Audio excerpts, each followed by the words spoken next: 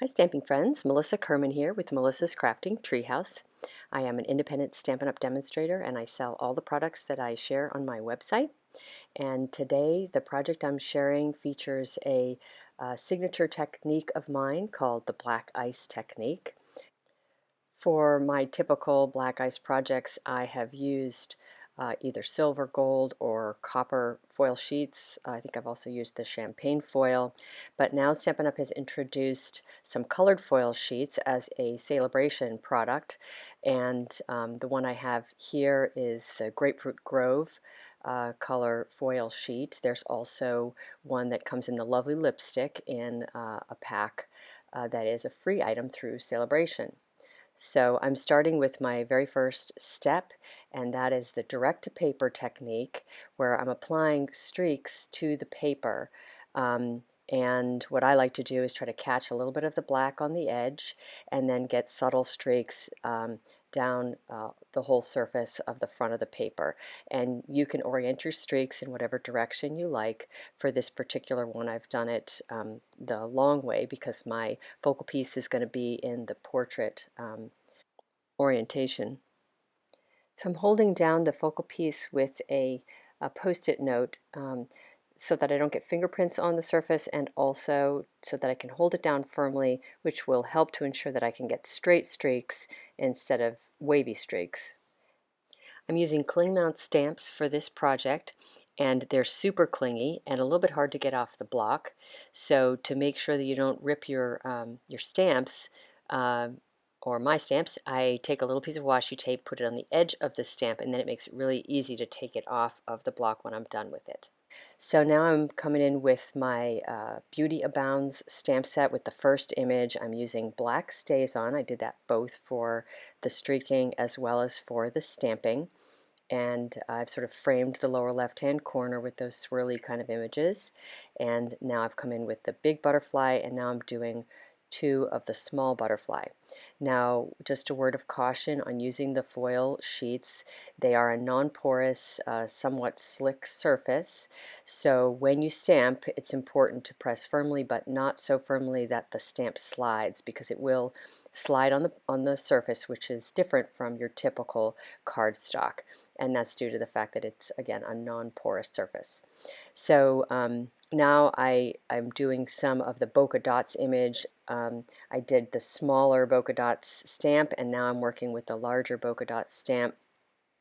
And I'm stamping off some of the images and doing full ink on the others.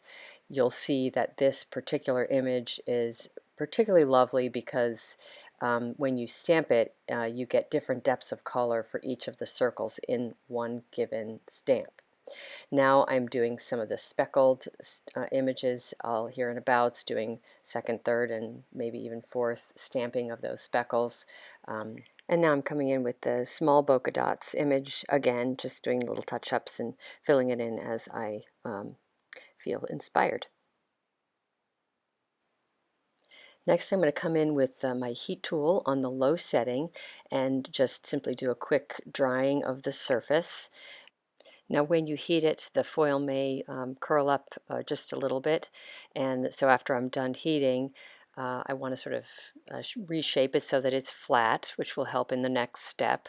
So I'm going to use a post-it note on top of the foil piece so that I don't get my fingerprints on there, just like I did for the first step. You see, I'm trying to bend it back into shape a little bit, but can't really do it effectively without rubbing it a little bit.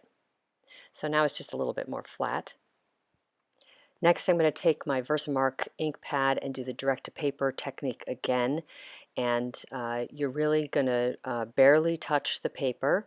You're holding it down, of course, again with the post-it note. And you can see I'm really just using the weight of the Versamark ink pad to sort of gently rub across the surface of the front focal piece. I'm now going to put it into my clear embossing powder, cover the entire surface, and I'll be surprised by whatever pattern I got on there. Don't be surprised if you have some empty spots or some straight lines in there. You can see I'm kind of messing with that straight line. I probably should just leave it as it is.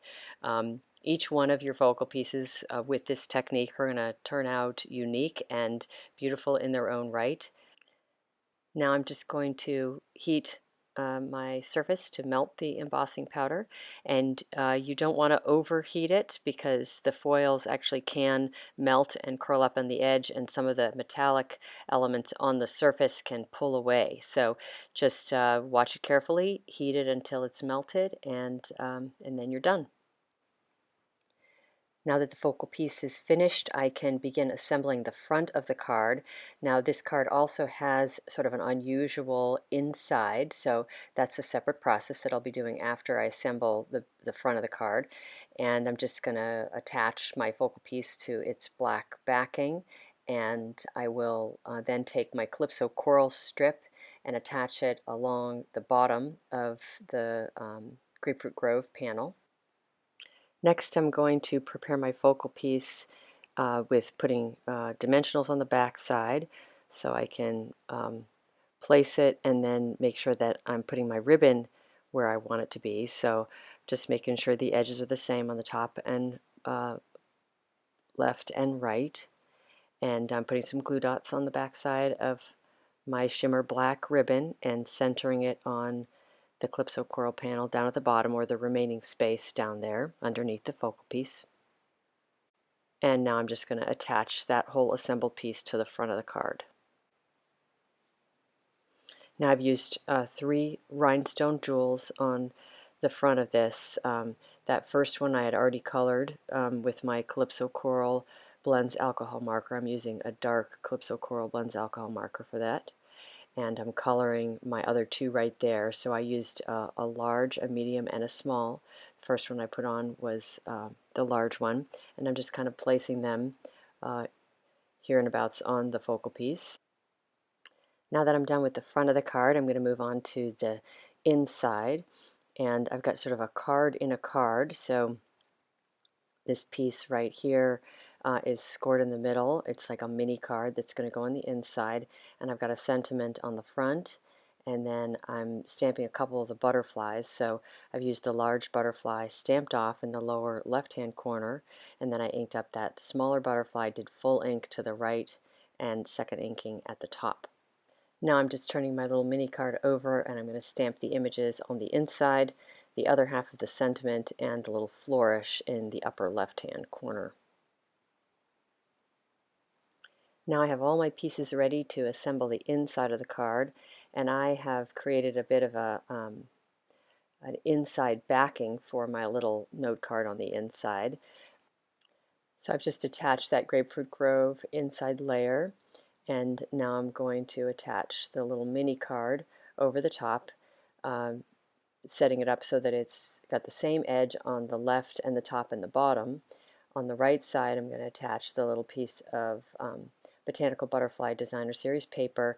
This Designer Series paper is available as a free item during Sale-A-Bration. It's gorgeous paper, has punchable butterflies and other, just gorgeous butterfly images in it. So there's the inside of my card all set. Now you could stop there and your card would be finished, but I decided that I wanted to play around with coloring in the images on the inside card. So I've started with my Calypso Coral marker and just doing some highlights on the butterflies, and then I'm going to come back in with the Grapefruit Grove, a sort of lighter tone in the same range of the rainbow, and do some lighter elements on the same butterflies. Now I am using markers. This is the StazOn that I've stamped the images in, so I need to use regular Stamp and Write markers and not the Blends alcohol markers with the StazOn.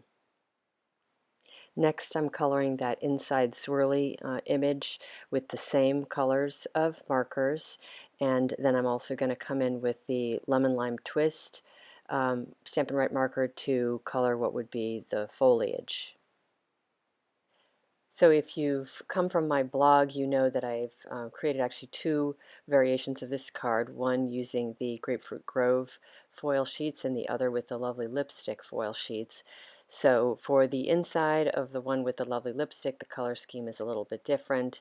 The markers I used are different, and I used an inside panel that was in the Highland Heather instead of the Calypso Coral so that it would coordinate with the front. So to see those, if you haven't already, you can check out my blog post. Details are in the video description below, along with lots of other links to things on my website. And of course, this is a club project and a free card kit program project. So if you'd like to learn about details about those programs, the links are in the video description below. So I hope you've enjoyed my video today, and if you did, please give it a thumbs up, share it with friends, and subscribe to my YouTube channel. And I hope you'll come back and visit again sometime soon. Have a great day, and happy crafting!